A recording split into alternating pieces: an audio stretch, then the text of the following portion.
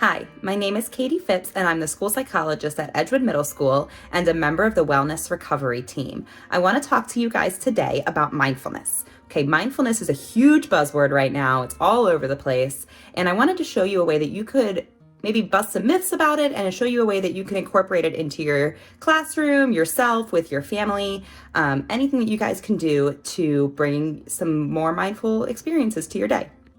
So you might hear the word mindfulness and think, okay, I need my designer yoga clothes. I need 15 to 20 minutes to do my daily meditation. I need a meditation room in my house in order to get it done. And if you're one of those people, I am very proud of you. That's awesome. You are rocking the mindfulness world, mindfulness community. Awesome job. But that is not the reality for a lot of us. A lot of us are feeling really overwhelmed, feeling scared. There's so much going on. There's changes every second. Tracking, the pandemic is ongoing, changes in education. So I want to try to give you 10 tips today that we can do today, right now, in this moment, to add a little mindfulness to your life and maybe bring a little bit of calm to the storm. Mindfulness is all about awareness, especially with breathing. When people are angry, frustrated, whatever, kids are stressed, kids are melting down, why do we tell them to take deep breaths?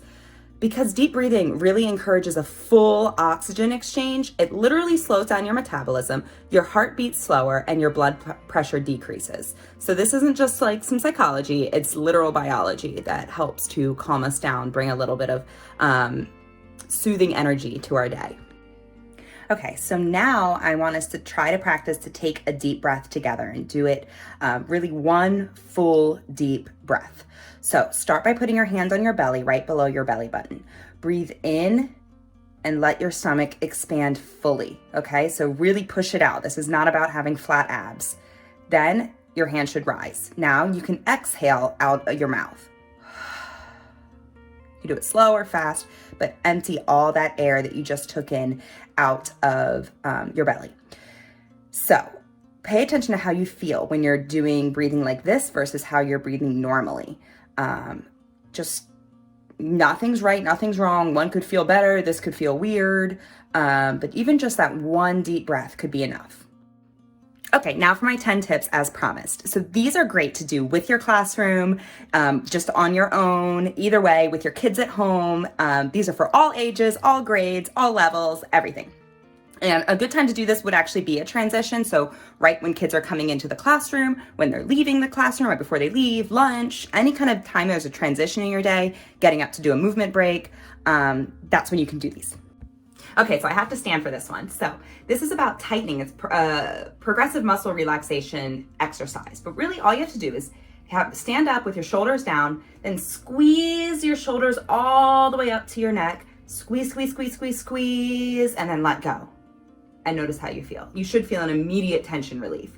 You can do the same thing with wrists. You can do it with between your elbows, just immediate relief. Okay, tip number 2. Anytime that you're sitting or standing up, just notice how you feel. Just be like, oh, I feel good, I feel bad. Anytime you're sitting or standing, it's actually harder than it sounds. Tip number 3, gratitude. Gratitude is a great mindfulness practice. Just at the end of each day, before you close out, go home, write down 5 things that went well that day or that you appreciated. This is also great to do with kids in morning meetings, circles, warm up, all those kinds of things.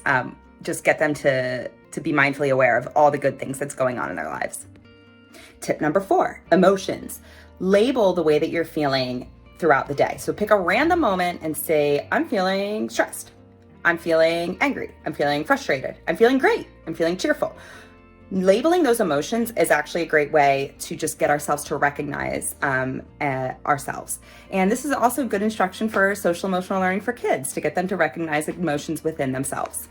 Tip number 5, take a mindful walk down the hall. So a mindful walk, the difference between a mindful walk and a regular walk is notice the way that your feet feel when they're on the ground. Notice the way that each step is. Notice what your arms are doing. Notice the speed that you're walking. Doesn't necessarily have to be a slow walk. Just notice, be aware. And this is a great thing to do with kids when they're transitioning from class to class, practicing that awareness. This next one, tip number 6, is a grounding exercise. So it's about grounding you within the present moment. So notice at any moment, what are 5 things that you see? And then get really quiet and see, what can I hear right now? Try to come up with 4 things that you can hear. Just those simple exercises can help bring us back into the moment. Okay, this next one, number 7, is foot grounding, okay? So you do have to stand up for this one, and just notice how your feet press into the ground or the floor. So notice what your big toe is doing, your little toe is doing, the front of your feet, the back of your feet. Really press into the floor and notice that. Tip number 8, do one mindful action. So the example that I always see is mindfully brush your teeth. So in those 2 minutes where you're brushing your teeth, really pay attention to exactly what you're doing. Don't let your mind wander. Don't be thinking about what you need to do that day. Just really focus on that brushing action. But you could do this with anything. So it could be mindfully open your planner.